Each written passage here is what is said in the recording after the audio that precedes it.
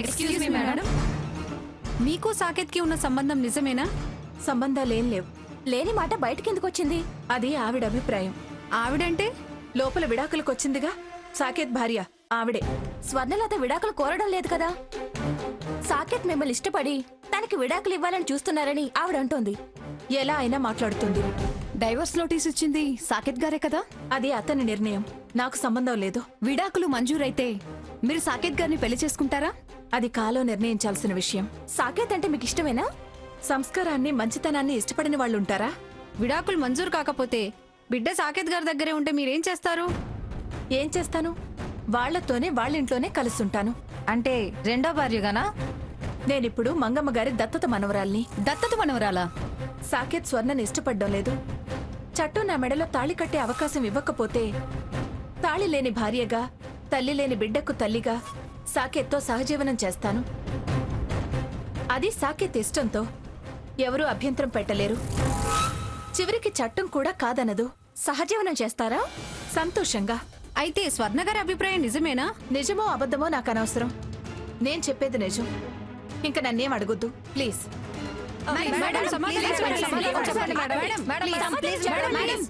సమాధానం చెప్పండి. ఆగండి.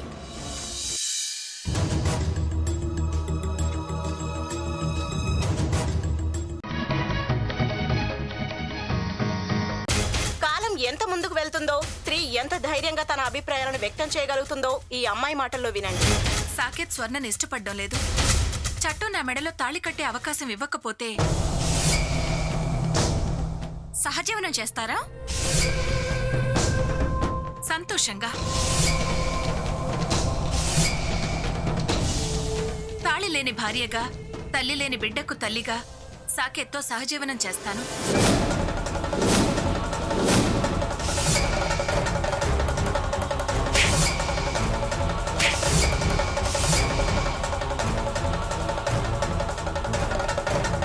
ఏమిటది?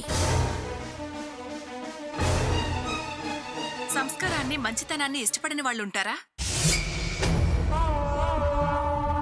ఏం చేస్తాను? వాళ్లతోనే వాళ్ళింట్లోనే కలుసుంటాను. నిజమో అబద్ధమో నాకు అనవసరం. నేను చెప్పేది నిజం. చెప్పవే, ఏమిటది? అది అది నోర్మై, నోర్మై, నోర్మై, నోర్మై, నోర్మై.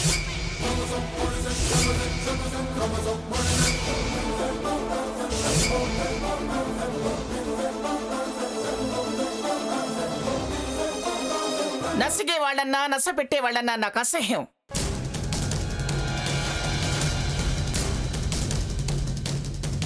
స్వర్ణ, ఆ పిచ్చిది వాగుతుంటే ఏమోలే అనుకున్నాను. దాని మాటలు అబద్ధమని కొట్టిపారేశాను. ఏమిటి ఏమిటి అన్నమాట? సహజీవనం చేస్తావా?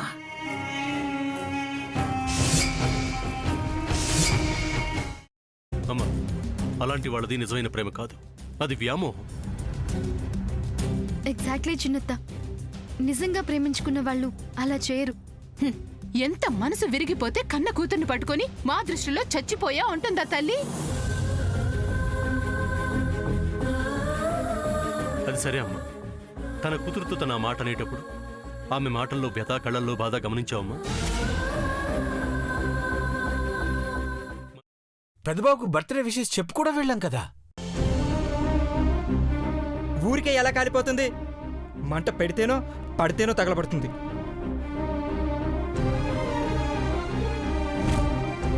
కరెక్ట్ చిన్నబాబు, నీకొచ్చినట్టే నాకు డౌట్ వచ్చింది.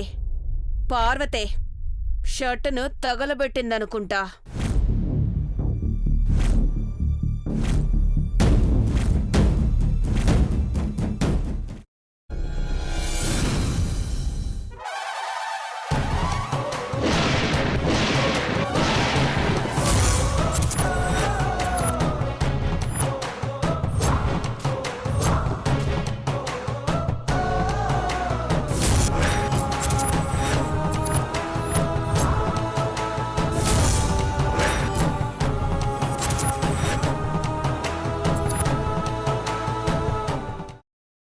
తర్వాత పొట్టు తీసేసి చాప్ చేసి పక్కన పెట్టుకోవాలి.